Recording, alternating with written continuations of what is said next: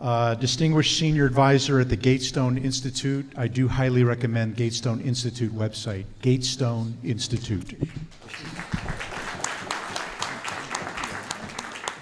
And Guy is a fellow of the American Freedom Alliance. He's president of the Turgot Institute, a think tank in Paris. He's published more than 40 books. That's 40 more than me. And thousands of articles in French and in English.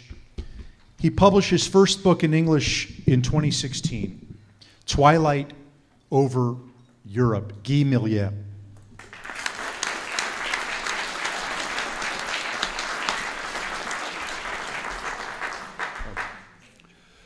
I'm very pleased to be with you today. It's very hard to speak about people like Robert Spencer, that I admire, and Pamela Geller, that I also admire. And I wanted to say it. Islam wants to conquer Europe, and militant Muslims know that they can succeed, and I think they are right. I think it's very late in Europe, and maybe I will look pessimistic, but I could say that sometimes you have to be pessimistic. One of my friends who was a survivor from Auschwitz said to me, the people who were pessimistic survived, the people who were optimistic died. And I don't want to die, and I don't want the Western civilization to die.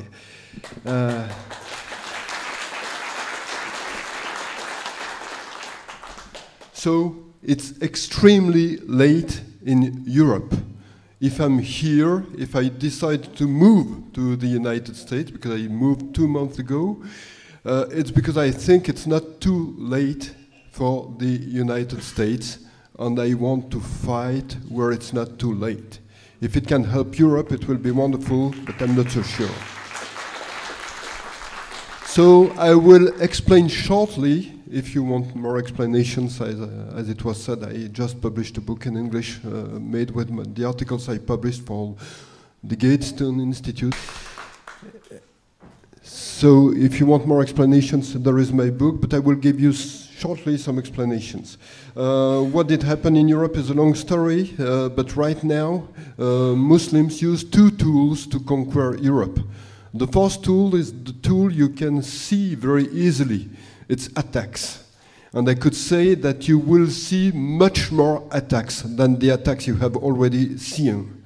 And the attacks will be more bloody, because these people love to kill. These people love to die, and they love to see people dying in front of them. You have to know it.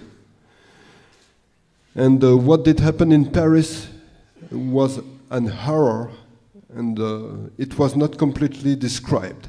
What did happen in the Bataclan theater, for example, was really nasty, and you cannot imagine how it was nasty. These people killed 130 people, they hurted more than 400 people, but inside the theater you had people who had their belly opened. Some women were pregnant, and the fetus was taken out of their belly. I cannot describe everything, it would be too horrible, but it has not been said in the French press, because the French press lie all the time. They have something in common with Hillary Clinton, they lie all the time. So these people are really vicious killers. And I could say that if you will see more attacks, it's not only because of the so-called wave of migrants, in the middle of which you have many people who have been trained by the Islamic State. You have thousands of people who have been trained by the Islamic State. They are all over Europe. But beside that, the Islamic State has discovered the ultimate weapon. They said in their magazines, on their websites, every Muslim all over the world has to kill people who are not Muslims. They have to use all the tools they have. It can be a car, it can be a truck like in Nice, it can be a butcher's knife, it can be anything. And it can happen to anyone, anywhere, anytime. And so I could say that in front of that, the police is helpless. You could see that the French police is helpless on the attack on the Bataclan, for example. It took 4 hours to the police to intervene inside the theater. Can you imagine what was the situation of these people? They had corpses around them. They had bloody killers eviscerating people. And they had to wait 4 hours to have some help. So the attacks are efficient in a way. They want to scare people, and people are scared all over Europe. Most theaters are almost empty. People know now that if they go to see a show, they risk to be killed. If they go to see fireworks, they know that they risk to be killed, etc. So it works, and it pushes people to surrender and to submit. And it works. But there is another tool that is being used, and it's obvious, but many people don't see it because it's so obvious. It's what Muslims call dawah. Dawah is invitation. They invite you to submit to Islam. So invitation could be seen as a nice word, but in fact it's not so nice. It's not so nice. Invitation is a kind of offer that you cannot refuse, mafia style. They have things in common with mafia. And I could say that many Muslim movements in Europe work in the direction of dawah. They say it's not good to criticize Islam. If you criticize Islam, you take risk. And I could say that I can see the difference. 10 years ago, you could see many books criticizing Islam in bookstores in Europe. All these books have disappeared. It's almost impossible now to publish a book criticizing Islam. All the books you see are books that say Islam is wonderful, Islam is peace, Islam is love, etc., etc. You have to become Muslim. So it's really an invitation. It works. Islam says blasphemy is very bad. And in many European countries, blasphemy is almost forbidden. In the name of Islamophobia, you can be attacked and you can go to trial if you criticize Islam in a country like France, for example. It's becoming very dangerous to criticize Islam. I could add many other aspects. The situation of women.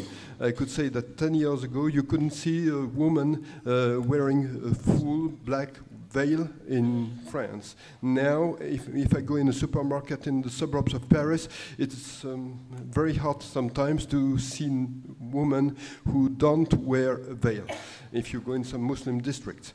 So it spreads out very fast, and dawah works. And I could say that if dawah works, it's because political correctness works. And if political correctness works, it's because the left use political correctness as a tool. And I could say that the left has a huge responsibility in what's happening right now in Europe. The left has discovered that the left and Islam have something in common. They hate Western civilization. They want to destroy Western civilization. So they work together. Sometimes people don't understand. They say, oh, the left is feminist and Islam treats very badly women. But they have something more important in common, their hatred. The hatred is what brings them together. And it works perfectly in Europe. And I could say that if you look at the situation in Europe now, you can see that the media belong to the left largely, almost completely. You don't have Fox News in Europe. It's impossible to have Fox News, especially in France. France is completely lost. When I write articles, I go in the end on the French websites because I know that they lie. I want to see what's missing or how they lie. But first I have to get the information to see that they lie. And I take the information here, for example. So the media are lost. The politicians are lost, mostly. If you look at the French politician, even in the so-called extreme right, they say, we shall build an Islam of France. I cannot understand how an Islam of France can be different from an Islam from Luxembourg or from Syria or from elsewhere. But they think that they can build an Islam of France that will be completely separated from the Islam of the rest of the world. And even the French Prime Minister said a few days ago, France will become an example for Islam. So I could say that French don't know really how to fight, but they know something, preemptive surrender. And I could say that they practice it very, very well. In some other European countries it could be different, but in France it's like that. So the situation is very hard because people in France are brainwashed. Even people who are angry about what's happening don't know what to do and don't know how to react because they don't have the tools to react. They don't have the books to read to understand what's happening. So, as I said in the beginning, I think that it's necessary to understand all that in order to fight here and to understand that it's not too late for the United States and that many things have to be done. And I think that it's necessary to do it now, without waiting, because if you wait for too long, it will be too late. It's almost too late now. And so I could say you have to understand what did happen in Europe. What did happen in Europe is that you had a lot of migrants coming. So you have to stop infiltration of the United States by Muslim, and you have to know that the people who are coming from Syria, that some politicians in the US want to accept freely, you have to know that among these people, many people believe in Sharia and many people are fighters for radical Islam. You have to crush the source of all that. You have to crush the Islamic State and all the Islamic movement. You have to crush Islamic movement here. You have to see that organizations like CARE are totalitarian organizations. You have to see Islam as it is. You have to see that Islam is not a religion. It's something different. Islam is a totalitarian political movement under the garments of a religion. And you have to see that, like all totalitarianism, Islam is fighting a war against the West, against freedom, and you have to see that we are in a war, and that in a war with totalitarians, you cannot have peace in any way.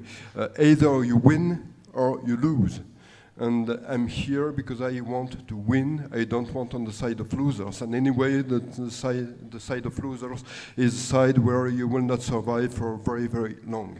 Because as I said in the beginning, these people love to die and love to kill. So we have a choice between strength and weakness. And I think that it's necessary to have a clear mind to understand what we are confronted with and to choose strength.